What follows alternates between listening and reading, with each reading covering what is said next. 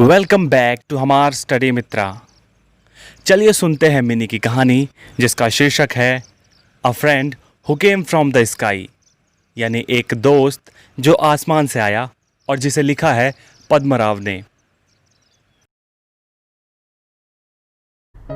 मार्च का एक दिन था। न जाने कहाँ से हवा चलना शुरू होती है और फिर वह आंधी में बदल जाती है। दोपहर से ही ठंडी ठंडी हवा चलना शुरू हो गई थी और आसमान में तेजी से बादल छा रहे थे। तेज हवा के झोंकों से पेड़ों की टहनियां चर्र की आवाज करते हुई टूटकर नीचे गिरी। हवा पिछले साल की पत्तियों से भरी हुई थी। अपने घर के फर्स्ट फ्लोर की बालकनी में अपनी व्हीलचेयर में बैठी हुई मिनी बाहर पार्क में बच्चों को खेलते हुए देख रही थी। बच्चों को तेज हवा या उनके सिर पर गिर रही नीम की पीली पत्तियों की बिल्कुल परवाह नहीं थी। बच्चे गेंद खेलने में मगन थे।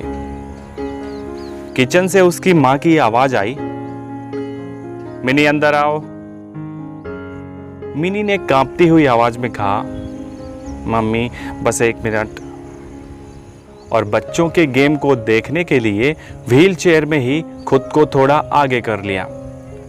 उसकी मां बालकनी में आ गई और कहा, मिनी बेबी बाहर बहुत हवा चल रही है, अंदर आ जाओ, तुम तो अच्छी बच्ची हो ना। मिनी बालकनी की रेलिंग के बीच में से बच्चों को झांकती रही। उसने रिक्वेस्ट की, बस 1 सेकंड मम्मी। फिर उसकी मां की नजर पार्क में खेल रहे बच्चों पर पड़ी। उसे बुरा लगा क्योंकि अगर मिनी स्पास्टिक नहीं होती तो वह भी पार्क में बच्चों के साथ खेल रही होती।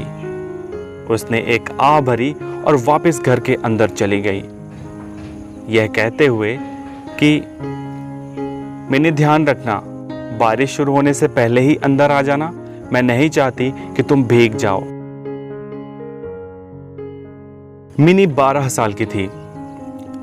वह स्पास्टिक थी। स्पास्टिक वह व्यक्ति होता है जिसके हाथ और पांव पर बचपन से ही नियंत्रण नहीं होता। सरल शब्दों में कहें तो अपंग थी वह चल नहीं पाती थी, अपनी शर्ट के बटन भी नहीं लगा पाती थी, लेकिन वह घिसट सकती थी। हाथ से ब्रश करना और चम्मच से खाना खाना किसी तरह से उसने सीख लिया था। अपनी व्हीलचेयर भी चला लेती थी। साथ ही वह एक स्पेशल स्कूल जाती थी जहां वह स्पेशल एक्सरसाइजेस सीखती थी। वहां उसे स्पीच थेरेपी दी जाती थी ताकि वह बेहतर तरीके से संवाद कर सके, बेहतर तरीके से बोल सके। उसने दूसरे बच्चों की तरह सामान्य विषय भी सीखे। लेकिन मिनी का एक भी दोस्त नहीं था। वे 6 महीने पहले ही इस घर में आए थे, तब से मिनी के साथ खेलने वाला कोई नहीं था। पड़ोस के बच्चे अपने स्कूल और अपने गेम में ही व्यस्त दिखाई देते और वो कभी मिनी के साथ मित्रवत नहीं हुए, उसके साथ कभी फ्रेंडली नहीं हुए। बच्चों को खेलते हुए देखना मिनी का फेवरेट पास टाइम था, या यूं कहें कि बच्चों को खेलते हुए देखना मिनी के लिए समय बिताने का सबसे अच्छा साधन था। बारिश की बड़ी बड़ी बूंदें गिरने लगी, लेकिन बच्चे अपना गेम खेलते रहे। एक बड़ी सी लाल गेंद तेजी से ऊपर जाती, फिर नीचे आती। बच्चे बड़े मजे से उस गेंद के साथ खेल रहे थे। तभी अचानक से एक और गेंद बच्चों के बीच में आती है, भूरे रंग की एक गेंद। लड़कियां चीखने लगी और लड़के अपनी ऊंची आवाज में चिल्लाने लगे। एक लड़का उसे छूने के लिए झुका, तभी उस भूरी गेंद ने अपने पंख फड़फड़ाए और उड़ गया। इससे पहले कि मिनी कुछ समझ पाती कि चल क्या रहा है, वह नई गेंद उसकी बालकनी में उड़कर आ गई और मिनी की गोद में आ गिरी। मिनी को उस सदमे से उबरने में एक पल लगा। उसने देखा कि उसकी गोद में जो चीज गिरी है वह कोई गेंद नहीं है, बल्कि एक पक्षी है। वह पक्षी डर के मारे मिनी की गोद में सिकुड़ के बैठा था और बारिश भी तेज हो गई थी। मिनी, उसकी मां चिल्लाई जैसे ही वह मिनी को लेने के लिए आई। और जब उसकी मां ने उस पक्षी को देखा तो चौंक कर बोली, यह क्या है?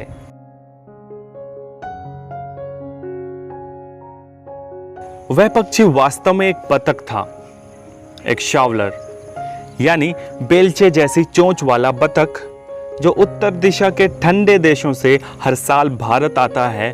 और वह जब अपने साथियों के साथ अपने जन्म स्थान वापस जा रहा था तो शायद हवा के तेज झोंकों के कारण अपना रास्ता भटक गया था और अपने साथियों से बिछड़ गया था।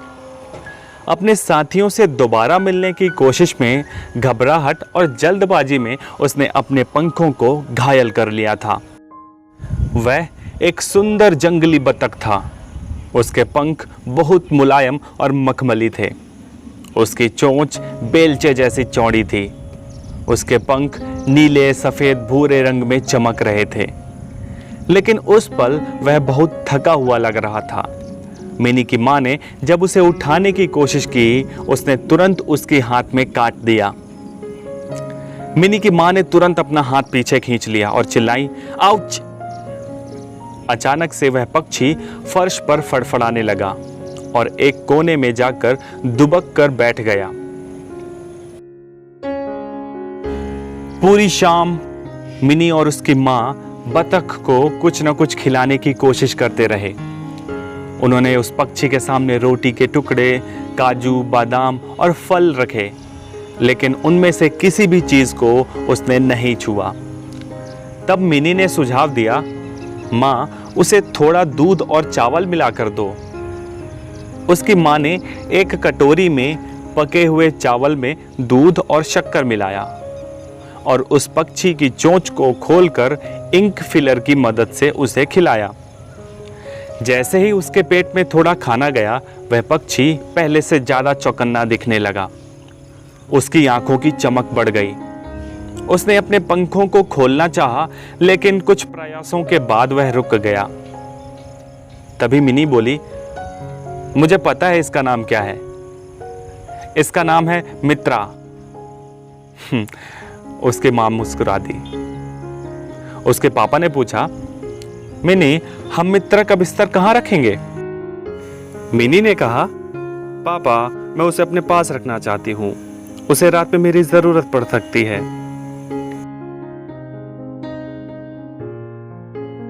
आखिरकार मित्रा को मिनी के बिस्तर के पास घास फूस से भरी एक टोकरी में रखा गया। मिनी ने सोचा था कि मित्रा को अगर रात में दिक्कत होगी तो उसकी मदद के लिए वह उठ जाएगी, लेकिन ऐसा कुछ भी नहीं हुआ। उसकी उम्मीद के विपरीत मित्रा ने मिनी को नहीं उठाया। मिनी जब सुबह जल्दी उठी तो सबसे पहले उसे उस टोकरी को देखने का ख्याल आया जो उसके बगल में रखी थी। वह डर गई। उसने देखा कि वह टोकरी खाली थी। एक कोहनी के सहारे मिनी उठी और चिल्लाने लगी, मित्रा, मित्रा। फिर उसने देखा कि मित्रा बाथरूम में था और वहां से वह मिनी को पैनी नजर से देख रहा था। मिनी की हंसी छूट गई। वह केवल फुदक सकता था, हालांकि उसने जी जान से उड़ने की कोशिश की। जब मिनी घिसट के उसके पास गई तो उसने पंख फड़फड़ाए और फुदक कर दूर चला गया। मिनी ने कड़ी मेहनत करके उसे किसी तरह से पकड़ा और जैसे ही पकड़ा तुरंत उसने मिनी को काट दिया। उसकी मां कमरे के अंदर आई। क्या हुआ मिनी? मिनी की मां डर के चिल्लाई, लेकिन जब उन्होंने बतख को मिनी की बाहों में देखा तो उनका डर प्रसन्नता में बदल गया। उन्होंने कहा, मैं तुम्हारे और तुम्हारे दोस्त के लिए नाश्ता लेकर आई हूं। और फिर जब मिनी मित्रा को खाने के लिए दुलार कर रही थी तब दरवाजे की घंटी बजी। मिनी की मां ने जब दरवाजा खोला तो बच्चों के एक समूह ने उन्हें नमस्ते किया। सब के सब स्कूल की यूनिफॉर्म में स्मार्ट लग रहे थे। उन बच्चों ने पूछा, आंटी, क्या हम वह पक्षी देख सकते हैं? मित्रा को इंक फिलर से खाना खिलाया जा रहा था। यह देखकर बच्चे बहुत रोमांचित थे। उन्होंने मित्रा को पकड़ने में मिनी की मदद की। उन्हें स्कूल बस पकड़ने के लिए जल्दी निकलना था। उन्होंने कहा, मिनी हम दोपहर में वापस आएंगे। मिनी भी अपनी स्कूल जाने के लिए तैयार हो गई। शाम को बच्चे फिर इकट्ठा होते हैं। बच्चों में से एक बंटी ने कहा, बेचारा बतख अपने दोस्तों को कितना याद कर रहा होगा। तभी अंजू ने कहा, नए दोस्त बनाना उसके लिए तो अब ज्यादा मुश्किल है, क्योंकि अब वह लंगड़ा है।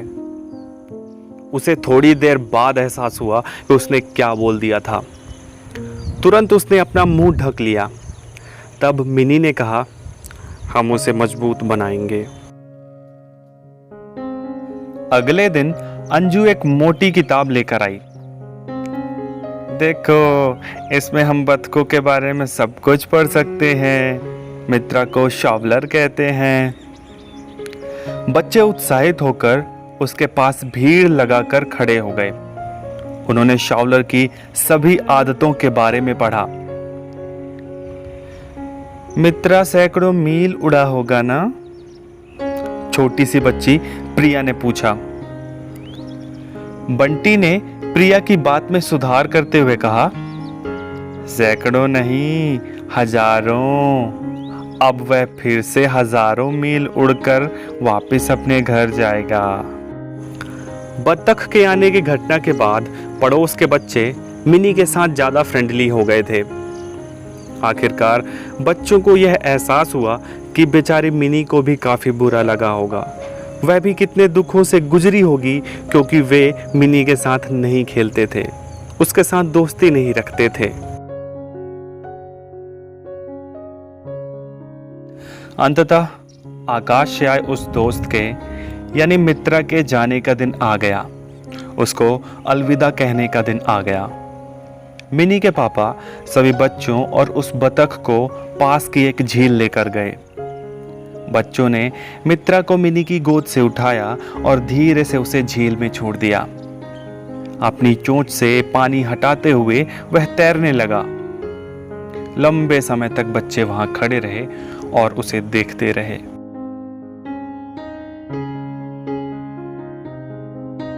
अगले दिन जब मिनी बच्चों का खेल देखने के लिए दोबारा बालकनी में आती है, तो वह देखती है कि पार्क में कोई नहीं था।